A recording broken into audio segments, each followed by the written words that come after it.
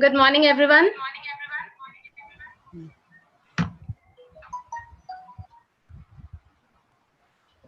Honorable Principal and Chairperson, IQSC, Dr. Sister Jyoti, Honorable Vice Principal, Sister Shobha, Honorable Resource Person for the session, Dr. Shreya Bhattacharji, IQSC Coordinator, Dr. Emma Serafim, CPE Coordinator, Dr. Devjani Roy, faculty members of various colleges and universities, and my dear colleagues.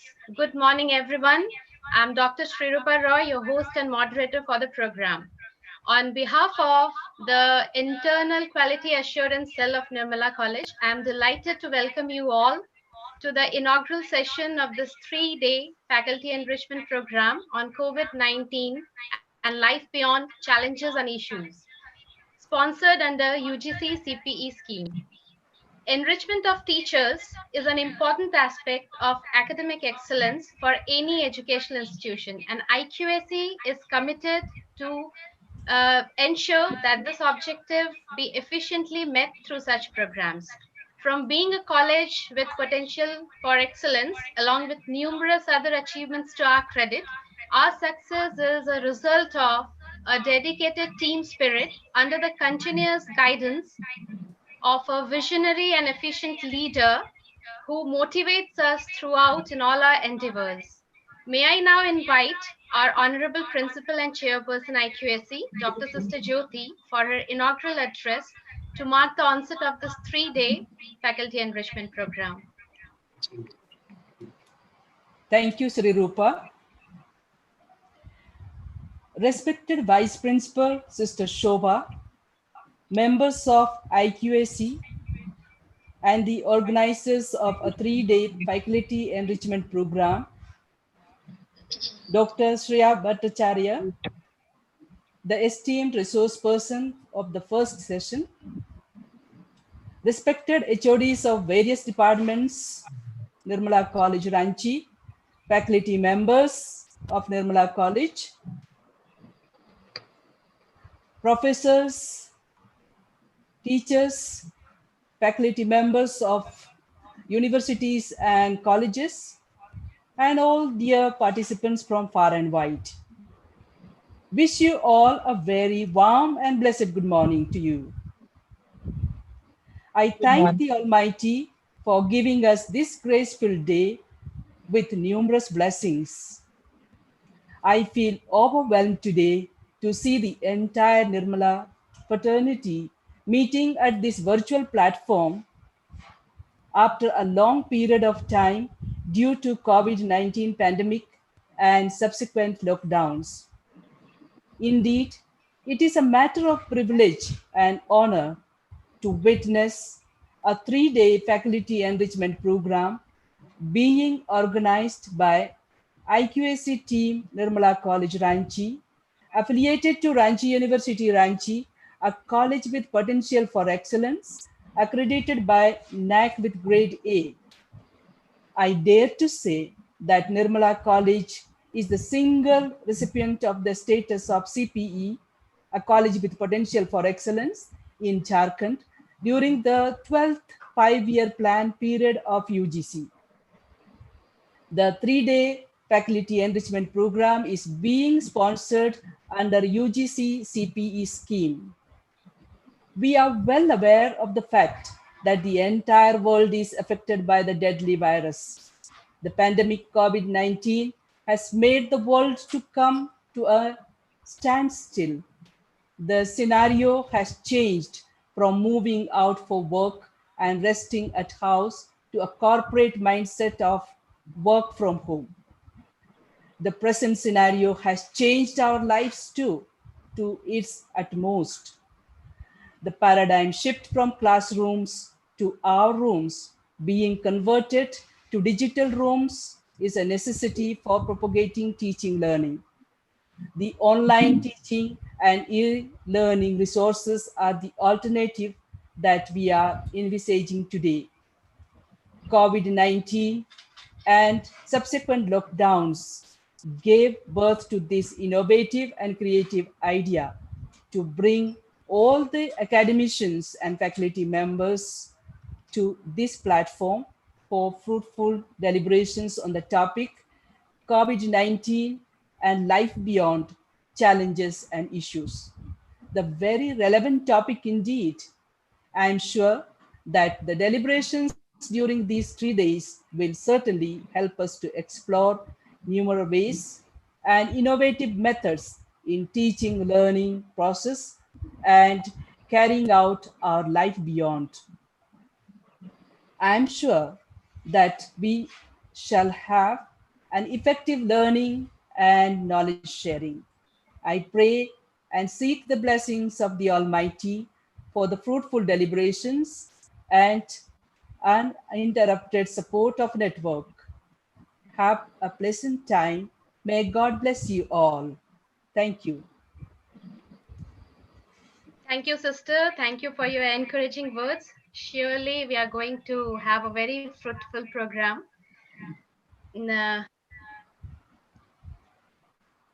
May I now invite our dynamic coordinator of CPE, Dr. Devjani Roy, to present a brief account of our journey so far in pursuit of academic excellence with the award of CPE status. As this program is sponsored under UGC CPE scheme, may we have a little briefing on that. Dr. Devjani Roy.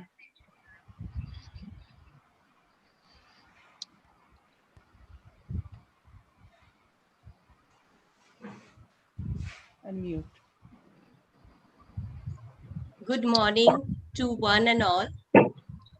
Honorable Principal, dignitaries, all the participants present here, a word or two about UGC CPE.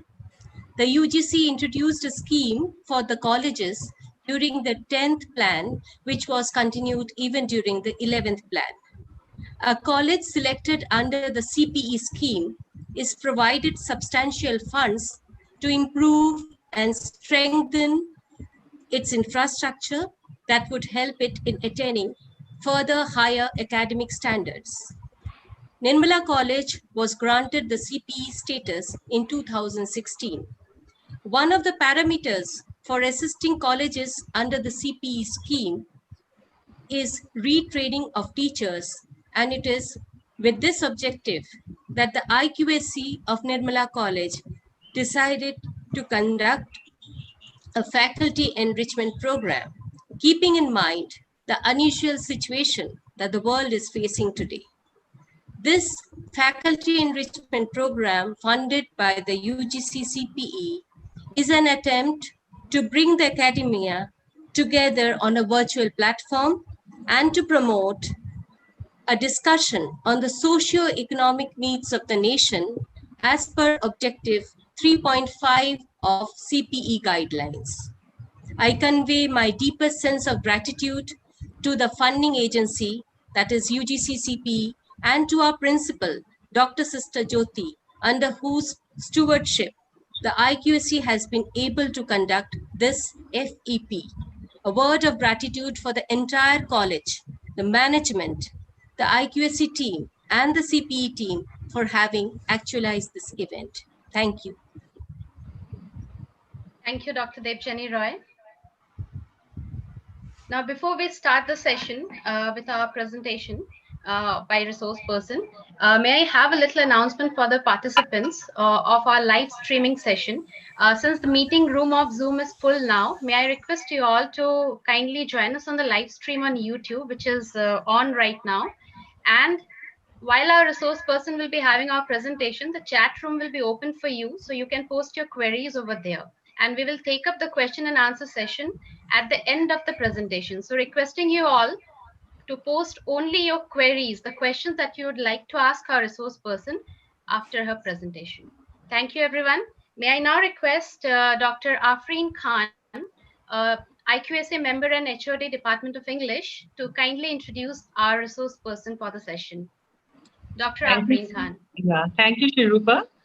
Very good morning to our Honorable Principal and Chairperson IQAC, Dr. Sister Jyoti, our esteemed resource person, Dr. Shreya Bhattacharji, coordinator and members of IQAC, faculty members of Nirmala College, and the participants of today's faculty enrichment program. On behalf of IQAC Nirmala College, I deem it a great honor and privilege to welcome and introduce Dr. Shreya Bhattacharji, our esteemed resource person, for the first session of day one of the 3 days online UGC CPE sponsored faculty enrichment program organized by IQAC Nirmala College on COVID-19 and life beyond challenges and issues. Dr. Shreya Bhattacharji is Associate Professor in the Department of English Studies, Central University of Jharkhand, Ranchi. Her academic interests include post-colonial studies, especially African, Afro-American, Caribbean, queer, and women's writings, border and partition studies, and contemporary literary theories.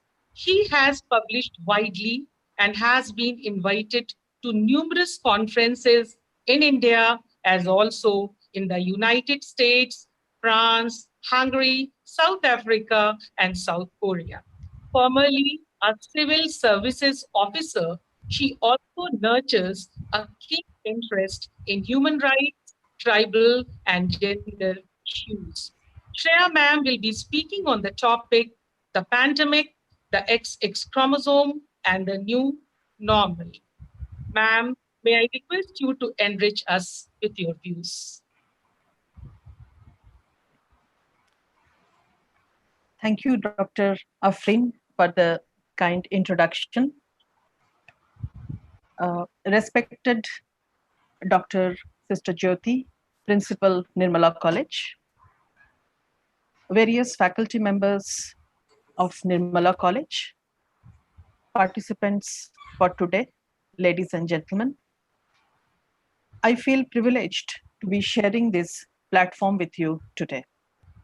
My mode of presentation would be audio visual. I will be doing a PowerPoint presentation, but as I have told Dr. Shrirupa yesterday, I will also be showing you 2 small videos.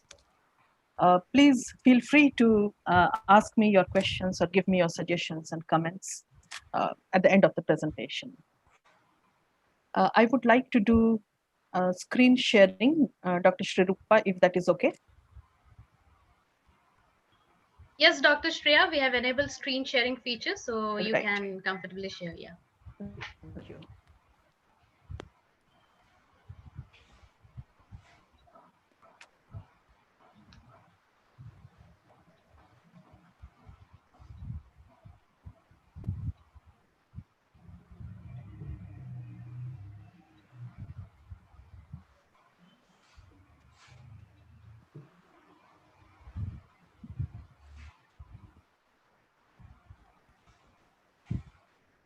Are you able to see the screen? Yes, the screen is clearly visible, Dr. Shreya. Okay.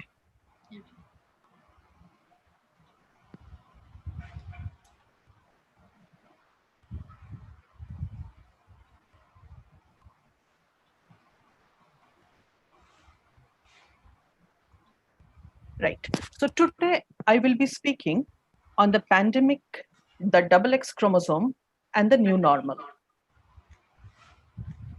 Now, to begin, and I'm glad that I have been invited by a college managed by women, very talented, very gifted women. It makes it easier for me. You see, the pre-pandemic, pre-COVID era was no bed of roses for women across continents, cultures, religion, class, ethnicity, nationalities, you name it. In fact, every inch of space that we have today has been won after immense struggle, a lot of struggle. To illustrate that, I would like to show you this shot, which is of women singing and performing during the demonstration of the very famous song and dance sequence, which is called A Rapist in Your Path, which began in Chile last year in November and spread across the entire world like a wildfire. What I would also like to do now is to show you the actual video of this feminist anthem.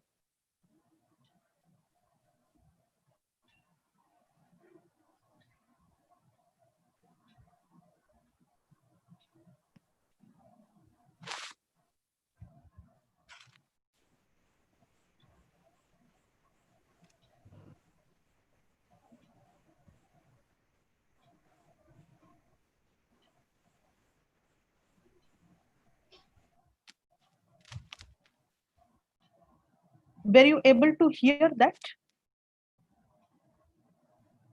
We can't see the screen you are sharing, Dr. Shreya. Right. We are seeing your video only, right? Yeah. Right. Can you see the screen now? Yeah, the screen is visible. Can you hear it also? Yeah, perfect. Yes.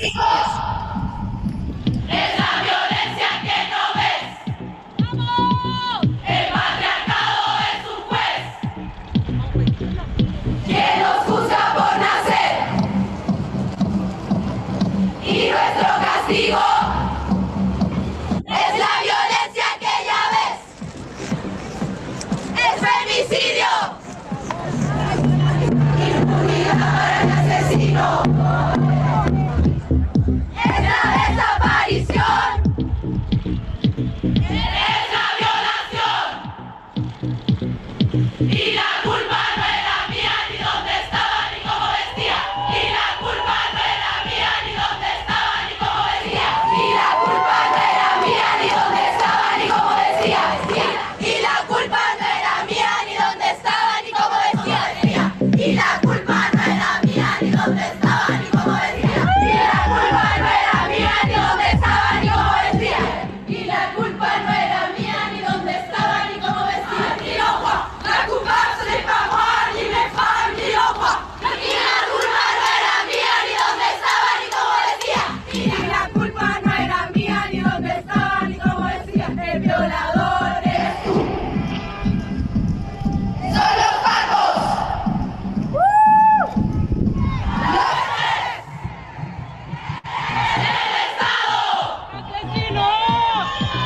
El presidente. El Estado opresor es un macho violador. El Estado opresor es un macho violador. El Estado opresor es un macho violador. El violador es tú.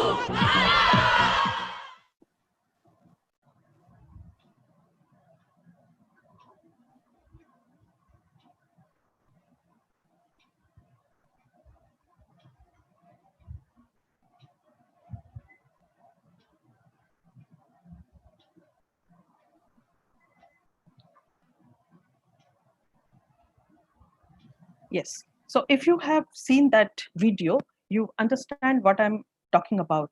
You know, that life is no bed of roses now, and life was no bed of roses in the what is now called the pre-pandemic era. And you have seen how these protests spread all over the world. And I'm talking only about November and December 2019. The pandemic was about to begin. Now, these women whom we saw just now, they are the women who have a voice, who are capable of protesting in the streets of the major cities across the world. What I would now like to show you, from there, I would like to bring you straight to the state where we are located in Jharkhand. And I would like to show you one small film, very small, and then I will actually begin with my discussion.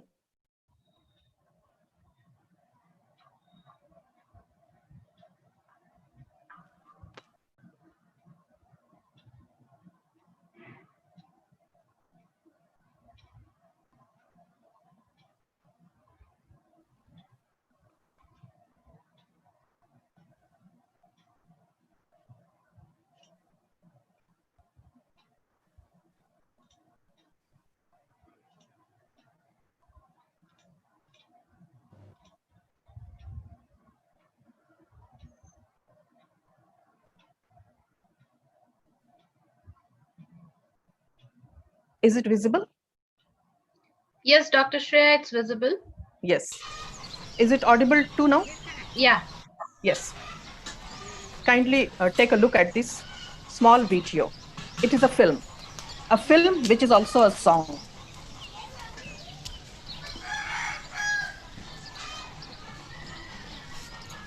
হায় রে দেবী রে দুর্গা দকে নডঙে নারে দেবী রে চেলা দকিনি বাহেরে নারে হায় রে হায় বেলে বুট রে কি নডঙে নারে নড়া তালা রে কিনি বাহেরে নারে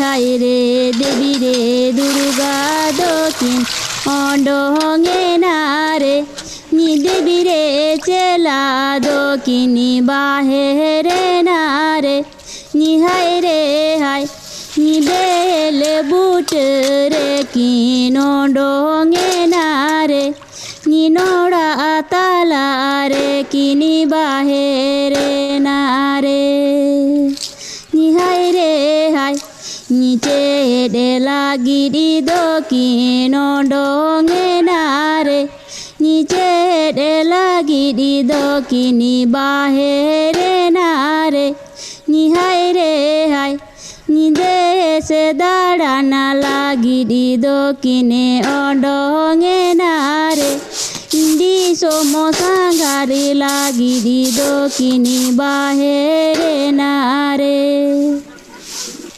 হায় রে হায় দেবী রে দুর্গা দক্ষিণ ডঙে নারে আই নম কাজল দক্ষিণী বাহেরে নারে হায় রে হায় চেড়ে লাগিরি দক্ষিণ ডঙে নারে চেড়ে লাগিরি দক্ষিণী বাহেরে নারে হায় রে হায় দেশে লাগিরি দক্ষিণ ডঙে নারে দিশম লাগিরি দক্ষিণী বাহেরে নারে হায় রে হায় নৌকা দিশমতে কিনি অডঙে নারে নৌকা দিশমতে কিনি বাহেরে নারে হায় রে হায় শুনু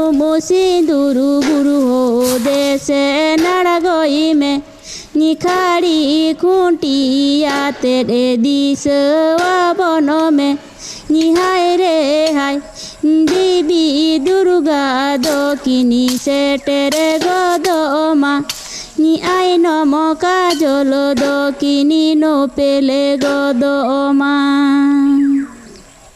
হায় রে হায় দিলাসে দেবী দুর্গা হয় লিকাতে দিলাসে আই নম কাজল ভাণ্ড লিকাতে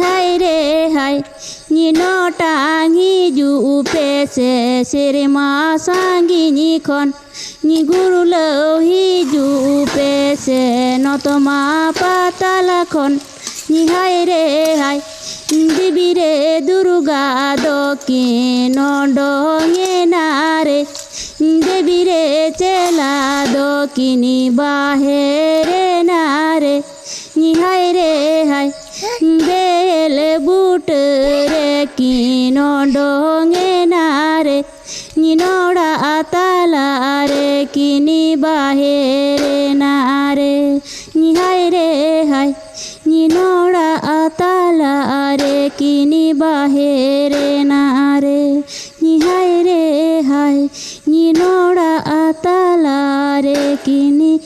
बाहेरे ना रे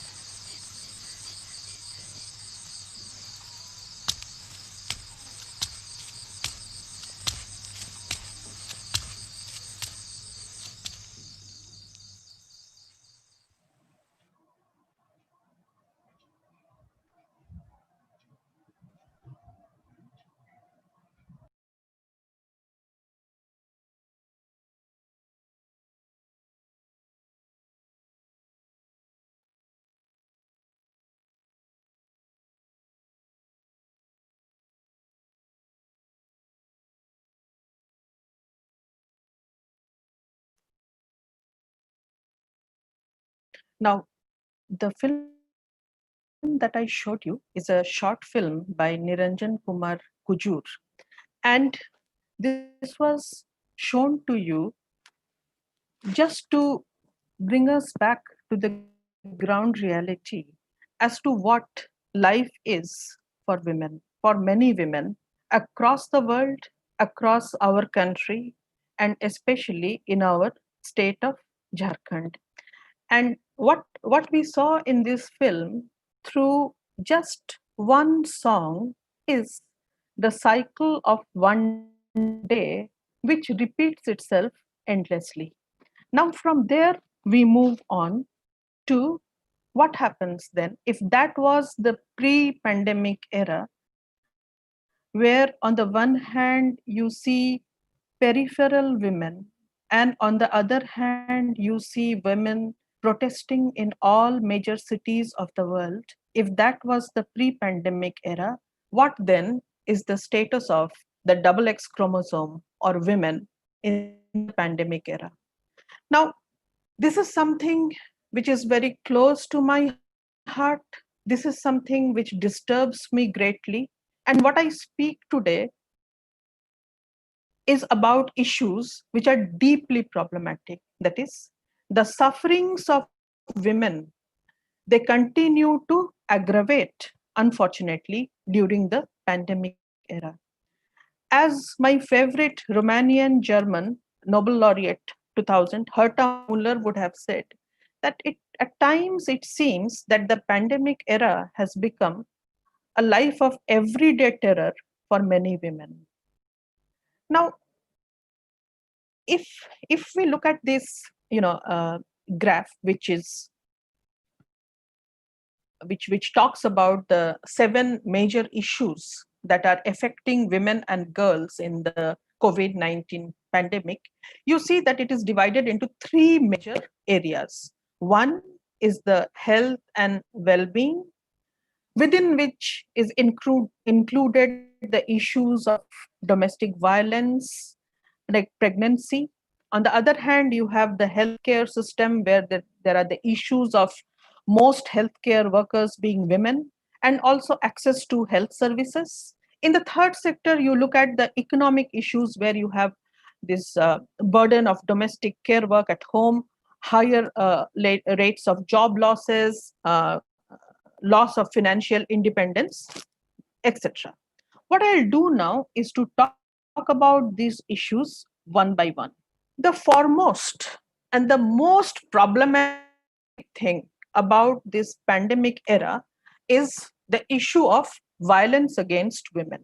It is very tragic, it is very worrying.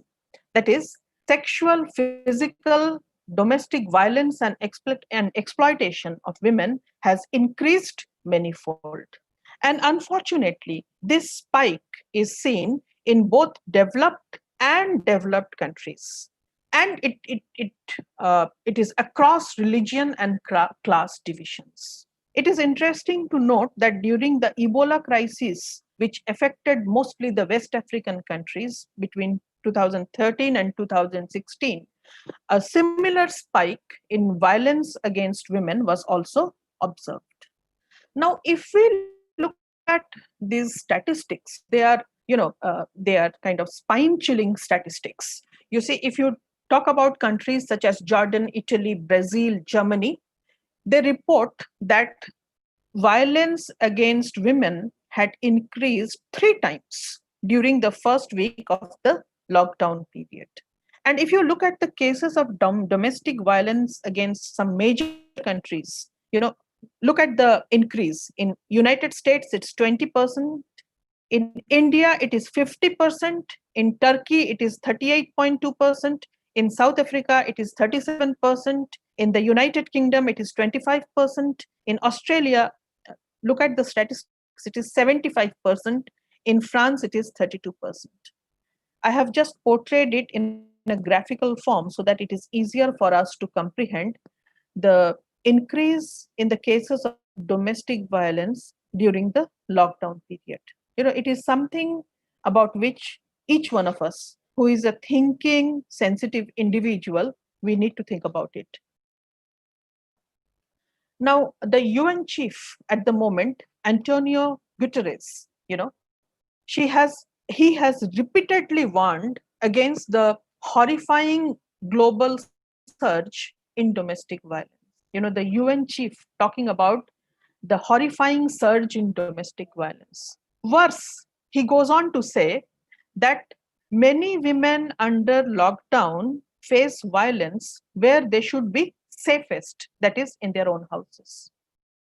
And he has appealed to all the governments across the world to put women's safety first as they respond to the pandemic. So we can see that the UN is worried, deeply worried. Now, if we look at the statistics from India, this is the statistics taken from the National Commission for Women. In the first week of March, before the pandemic lockdown was announced, they had received 160 complaints. In the last week of March, since the imposition of the lockdown, there were 275 complaints, of which 69 were cases of domestic violence. And I'm talking about only those cases which are reported. In a country like India, you see, the majority of the cases would go unreported. And as the chairperson of the Women Commission says, that the complaints that they have received are only via email. Now, we can ourselves understand that how many women in the rural areas, which forms the bulk of the country, would have access to phones and emails and WhatsApp, you name it. If we move a little further, look at the situation even in the developed countries. In France, what does the government of France say? The government of France says that if a woman thinks that she is facing a threat to her life from her partner, if the domestic violence issue has gone to such an extent, the government says that please leave your home and come to a hotel and stay there, the government will foot the bill. How bad the situation can be for the government to say such a thing. In France, Spain, and Italy, women who are facing violence at home have been asked to approach the nearest pharmacy, because pharmacies are open and pharmacies are within easy access, and they can give an excuse and go to the pharmacy and to use code words there. Why? Because the pharmacy people have been trained to alert the police so that help would reach the cornered woman. You will be surprised to know, or maybe many of you are following the news also, domestic violence shelter offices in these countries have been opened next to the grocery outlets so that women can go there to purchase their grocery and seek help from the domestic violence shelter. And from there itself, they will be taken to the shelter, because there is no question of going back home. Because if you have escaped and come, you can move from there directly to the shelter. The governments have have even granted permission to women to break windows, doors, walls, whatever necessary to protect themselves from their predators. Now, if this is the condition of countries, developed countries such as France, Spain, Italy, we can well imagine what the condition would be in a country like India and in developing countries in general, where there is no such help available, and a woman in the rural areas, like we saw in the film, would have very rare access to even a mobile phone.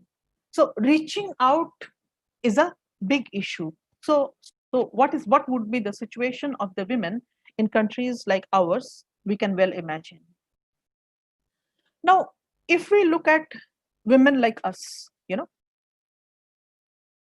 working women, middle class women, in developing and developed countries both, these women are facing a lot more of burden, because uh, you know in addition to your office work, which you are compelled to do from home, you also have to take care of the domestic and care work, cooking, cleaning, all these things.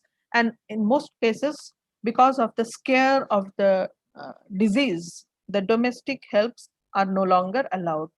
Moreover, the children would be at home, so the brunt of online classes, guiding them during these online classes, would also fall on the women. Husbands also working from home, mostly expecting to be waited upon. And if there are elderly in-laws, elderly family members, they also expect to be cared for.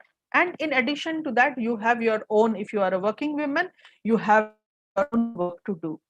Now, I will suggest all of you to please watch Nandita Das's movie "Listen to Her," which talks about, and this has been produced in collaboration with the National Commission for Women, where she talks about a woman who is at home and has a demanding child and a demanding husband, and who gets a repeated phone call from a woman in distress. Right? What to do? Now, what happens in these cases, and this is how I like to look at it, is the myth of the superwoman. You know, you tell the woman, yes, you are good, you can do this, you can do this, you can do this, and more. And so the woman exerts herself. In Bengal, we have this myth of the Dashabhuja Durga. You have 10 hands, and so you do an immense lot of work while most of the family sits and relaxes. Now, if we look at women and health, there are several issues which are deeply disturbing. One is this is what doctors are warning, and the statistics also show that there is an increased risk of unwanted pregnancies. And obviously, in this pandemic time, there is a high risk of infection for both the mother and the child. And there is an increased risk of pregnancy related deaths. These are facts which cannot be ignored.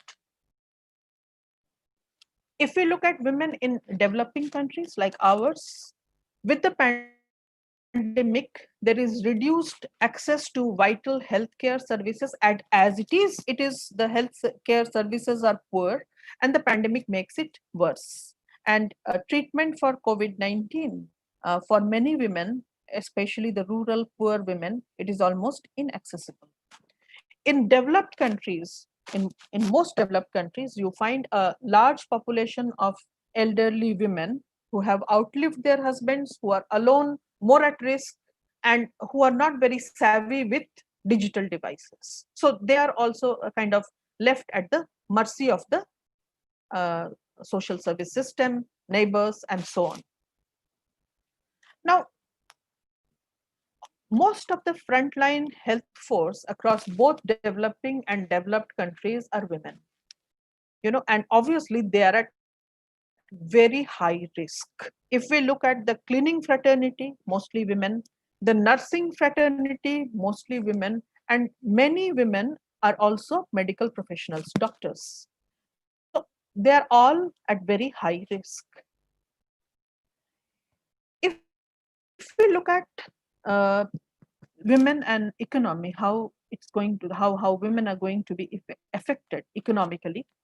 So obviously we understand that women are going to experience a higher rate of job cuts. This is obvious because we cannot ignore the fact that we live in a patriarchal society. You know, whether you live in New York or whether you live in Ranchi or whether you live in London, it is a patriarchal society. So the first slash would come upon women. They would be the first to lose their jobs. They would be the first to, face the pay cuts. That is one. The second thing is, if this happens, obviously you lose your financial independence. If you lose your financial independence, your future prospects are also dark, and this is happening, and this will continue depending on how long the intensity of COVID-19 persists. And obviously the worst sufferers are going to be the working class women. If we look at the Indian context, the working class women, especially the migrant workers, they are the worst hit. And I was just looking at this news report, and it kind of chilled my soul, to see, and they have done a survey, and it was published in the Times of India.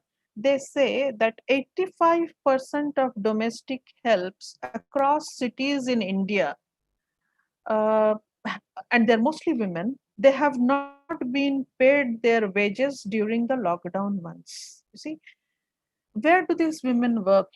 They work in homes like ours, and they have not been paid their wages. And so we see this migration of these people, men and women both, to their native places. And I personally think that it is a matter of great shame that the city could never be a home to these people. A city, our cities of which we are so proud, they could never be inclusive. They could never be home. Someone who has been working in the city, a woman from any small village who has been working in the city for 15 years, 20 years, 25 years, continues to be a migrant. And the outbreak of a disease leaves her penniless, and she is compelled to go to her native village and seek succor there. What can be sadder? But this is the situation. Now, if we move further on this issue, you see, women migrant workers, once they return to their villages, I think that most likely they would never work again. Uh, Very, very doubtful whether they will be able to come back to work again. If that is so, then their resources, the resources of the family, becomes very limited. Uh, and it is the woman who is responsible for the everyday food, for the everyday needs of the family. So how would she manage with such limited resources? This is something which we have to think about. The next point, and I think this is very important, and all of you would agree with me, that in both developing and developed countries, across class and religion or nationality, ethnicity, whichever divisions, women are also going to bear the brunt of the anger and frustration of their partners when they suffer job losses or pay cuts. This anger, this frustration, almost always is, is shown upon the woman in the house, and sometimes even more, pathetically, on the children. This is what happens. Somebody has to bear the brunt of your anger and frustration because you have lost your job. And who's going to do it? It is the woman in the house, or sometimes the poor child, who's going to bear the brunt of your anger and frustration. Now, if we look at women and polity, the need of the hour is specially tailored sensitive policies for women. But as we well know, that in most countries across the world, women women are not policy makers and they have almost no part in decision making. But at this point of time, we find that groundbreaking work has been done by those women who are heading countries in at this point of time. And this I have taken from this article, When Women Lead, the Virus Loses by G.Y. Gopinath. And on your right, you can see the photograph of Jacinda Ardern, the PM of New Zealand, who has been doing exemplary work during the pandemic. And we also see that Taiwan, Iceland, Finland, Norway, Germany, and also Denmark, they are at the moment being led by women leaders. And these are the countries which have done exceptionally well because these women, these women have been very sensitive to these issues and they have taken very quick decisions as to how to control the spread of the disease. Now, from here, I would like to move on to certain issues which have really bothered me and which I would like to share with you. What about these kind of women, women in the peripheries? For example, the women in the red light areas. We all know that they are there, they exist. Although the so-called within double quote civilized discourse kind of tries to erase them, make them invisible. But what about these women? They are there in every city, every town. What about them? You see, they are faced with just two options, and both these options are equally brutal. Should they die of hunger or should they die of the disease? Who thinks about them? These are the issues which we need to think about. What then is the new normal for women? And does living with corona also imply living with violence? Is that the new normal that we are going to face? That you live with the fear of the disease and you also live with fear of violence at home, a life of everyday terror? Does it imply living as a lesser human being? As Chinua Achebe, the noted Nigerian novelist, had said, that just as the African continues to remain the junior brother of the white, is that how a woman is supposed to live in the pandemic era, in the new normal, as a lesser human being? This makes me ask a very uncomfortable question,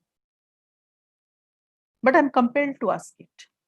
That if the violence experienced by women on the streets in the pre-pandemic era has come right home in the pandemic era, who then is the predator? Is the predator the man or is the predator COVID-19? As thinking individuals, we need to ponder about this question. Why has the violence now come home? Why are so many women across the world suffering? Why is the UN having to request every regime across the world to put the issue of women's safety first? Why? Why is there a global surge in violence against women? In conclusion, there are a few things that I would like to say. What would happen in the so far hypothetical vaccinated post pandemic era, assuming that a vaccine is soon found? Would we have learned our lesson? This is time for us, for everybody, time to think, time to deliberate, time to do some soul searching. Would we have learned our lesson? And would our mindsets have changed? This is a question which I would like to ask you. When say the vaccine is found, say social distancing is no longer applied, and by the government, in that case, would women be safe on the streets? Or, and this is my fear, believe me, I am a very positive person, but still this is my fear, that would perversion skyrocket? And would no woman be safe either in the street or at home? This is a question which bothers me. And would, and I fear this will happen, will there be an increase in cases of both female feticide as also femicide? Less money, more violence. Will that result in the woman being aborted in the womb and also the women being killed later, both female feticide and femicide? Is this what would happen? You see, the mask has become the new normal. The mask is supposed to guard your nose and your mouth. I was talking with a friend of mine who is a medical practitioner, and she said something very disturbing. She said that the mask should be should only cover your mouth and nose, but it seems that it's covering your eyes too. And I was reminded of Gandhari, and the fact that she had blindfolded herself. And I thought that yes, are we blindfolding ourselves? Are we confining ourselves within our sanitized ivory towers so that we need not look beyond, need not reach out? It's like this, that I have blindfolded myself. My world is right, you know. And so I would like to live within my ivory tower and not reach out. The question is not if you are safe. The question is also whether your domestic help is safe. The question is also whether your students are safe. The question is also whether your neighbors are safe. You need to reach out. We need to change our mindset. Will that happen? This is what we need to think about. Finally, I would also like to say that it is what I am talking about is not against women, not against men either. I am talking about creating a normal where not only women would be against violence, but men will be also against violence. And I know many men who are against violence, who have also been battling this kind of violence. And in fact, there are such organizations all over, Men Against Violence. What I am trying to tell is that this should become the norm. This should become the normal. This should not be the exception. That's how I would like to look at the new normal. In conclusion, I could not resist this. In conclusion, I would like to just read out one small quotation from Irfan Khan's famous movie, Madadi. It is a very interesting movie because it has two endings. One ending which the protagonist does not like and the narrative voice does not like. So there is a backtracking, and then there is a second conclusion, which is a happier conclusion. And so this is what he says: बाज चूजे पे झपटा उड़ा ले गया, कहानी सच्ची लगती है लेकिन अच्छी नहीं लगती. बाज पलटवार हुआ, कहानी सच्ची नहीं लगती है लेकिन कसम बहुत अच्छी लगती है. What I'm trying to say, in other words, is that it is up to us whether we can create a new normal, a new narrative. The time that has been given to us is a time for soul searching. Now the choice is with us whether we become better human beings and reach out more, or whether we confine ourselves to our own ivory towers. Thank you so much. Thank you, Dr. Shreya, for such a wonderful session. We will now take up a few questions that have come while the presentation was going on. The first question here for you is from Dr. Anjana Singh.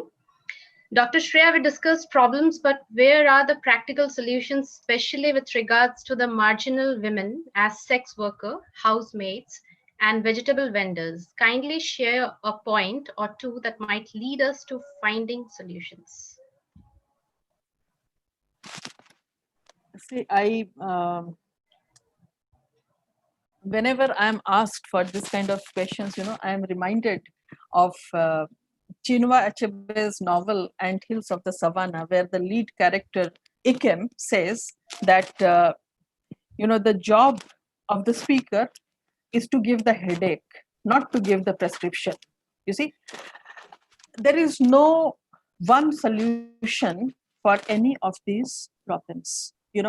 I am a very practical person. How I look at it is this way: if each one of us does our little bit, it adds up to a lot. At this point of time, it is not expected that we will go out and do, but at least we can do what is possible within our own home, isn't it?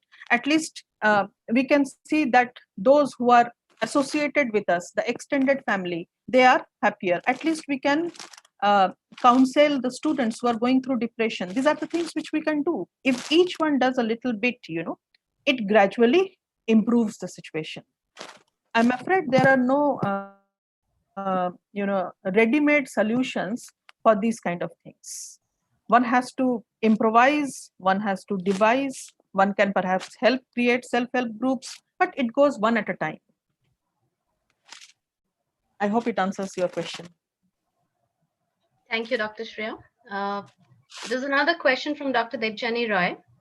Women are commodified through ages. The mindset has to change. Don't you think that men should be brought up differently? Can that be a new normal? Of course, I wish and I pray that it becomes so. Of course, there is a lot of problem in the way men are brought up, and that is where most women, even without their knowing, act as agents of patriarchy. That is how they bring up their sons. It is women who bring up their sons, right? And that is how they are taught. So obviously, as I told you, the changes that we want to see are the changes that we have to bring. If we change the way if I change the way my son thinks, obviously he will change the mindset of 5 of his friends. That's how it works. That's how it works. I absolutely agree with you. Yes, indeed. Yes, indeed. So these are the few questions that we have got. Requesting participants to post your questions if you have anything to ask to our resource person regarding this session, regarding the presentation that she had given so far. The chat box is open for you to type the messages, type the questions. Okay, so we have another question from Dr. Sumant Kumar Jha. Is judiciary and NGO having no role to improve their lot? Can we not voice against the immoral practices? What restricts men? Could you please repeat the question? Yeah, sure. Is judiciary and NGO having no role to improve their lot? Can we not voice against the immoral practices? What restricts men? It is it is for men to say, what restricts them, more than for women to say. But of course, there are so many, these are such convoluted and intertwined issues. As I told you that there are many men who are voicing, and it is not the question of a man voicing or a woman voicing. It is the question of any, and that's what I tried to stress, that any right thinking individual, any sensitive individual has to speak up about these issues. If you see what is happening in your home, it is your duty to speak up. Otherwise, tell me, how is it that 85% of domestic helps have not been paid their wages during the lockdown period? Tell me, is this the country where we want to live? So these are issues, which each one of us need to raise, and that is why we as educators, we have a huge role to play here. And that's why I'm glad that this kind of a platform has been opened for us, where we can think and debate upon these issues, and try to formulate certain practical solutions at the ground level, each in our small little world, trying to improve. Thank you, Dr. Shreya.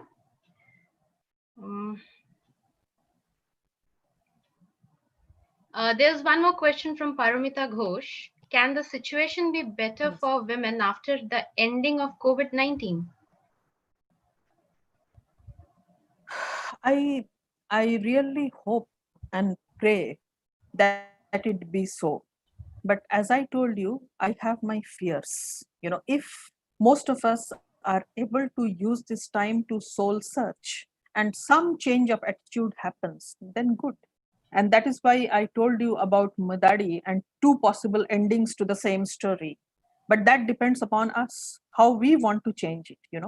If a majority of us soul search, maybe things will improve. But if a majority of us are only waiting for the pandemic to pass so that we can return to our former selves, then I'm sorry to say that it can be worse. In fact, I have a fear that the pandemic has brought out both, the human in us as also the beast in us. So it entirely depends on us how we will formulate the new normal. Of course, I pray that it be a better one. Okay. Any more questions? Otherwise, we would wind up the session. It was such a great presentation, Dr. Shreya, and we are getting nice compliments even on the live streaming on YouTube. No more queries. The queries that are still visible here is actually the ones that you have already answered, the repetitive ones only. So I'm not taking up those. Okay, so one more question from Dr. Rashmala Sahu, and then we can wind up the session. How to deal with mental health issues of children, women, and elderly at home?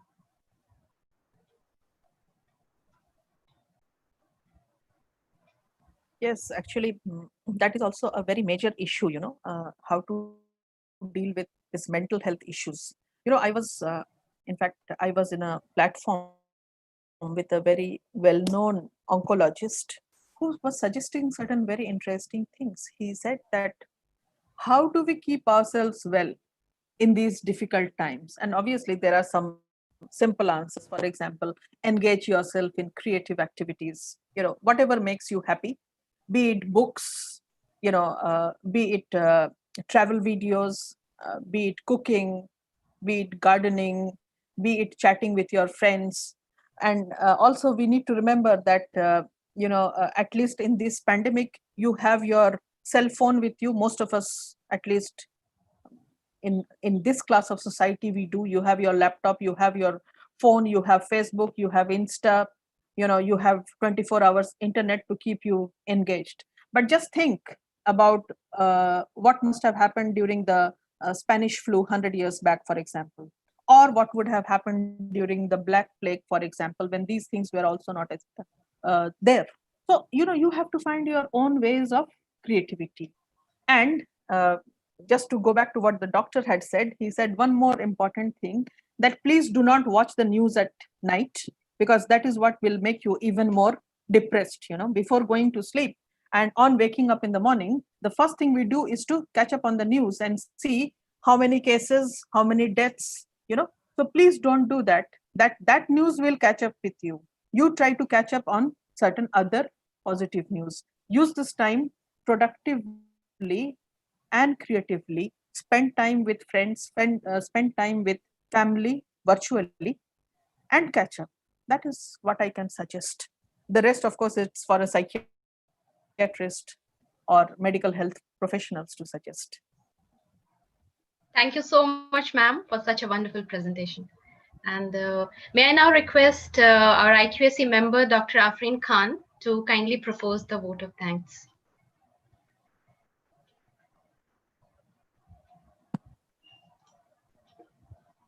Please, okay.